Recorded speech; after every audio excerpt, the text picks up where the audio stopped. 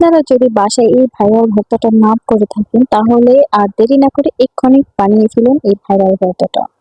তো এই ভর্তাটা বানাতে আপনাদের কি কি লাগবে এবং কিভাবে বানাবেন সেটাই আপনাদেরকে দেখিয়ে দিচ্ছি। তো চলুন শুরু করে ফেলি।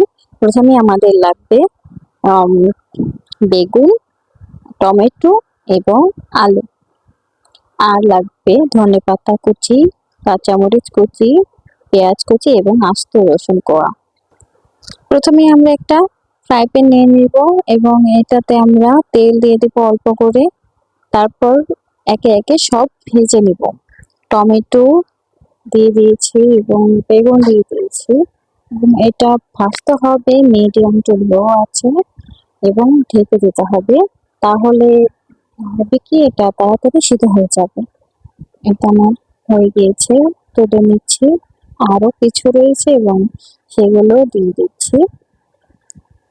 আর একটু তেল দিয়ে দিই, সেগুলো দিয়ে দিলাম এবং এটাও আস্তে আস্তে ভেজে নিব। এরপর যে আমি রসুনগুলো দিয়ে দিয়েছি, সব আস্তে আস্তে সিদ্ধ হয়ে যাবে। তারপর আমরা এগুলো তুলে নিব। এই তো আমাদের ভাজা হয়ে গিয়েছে। এরপর যে আমরা তুলে নিয়ে নিলাম। এবার এইগুলোকে আমাদের একটু ঠান্ডা করে নিয়ে তারপর ভর্তাটা বানাতে হবে এবং দিয়ে দিব আমরা রসুন গুলো এবং আলু আর টমেটোর উপরের চামড়াটা এটা আমরা ফেলে দিব।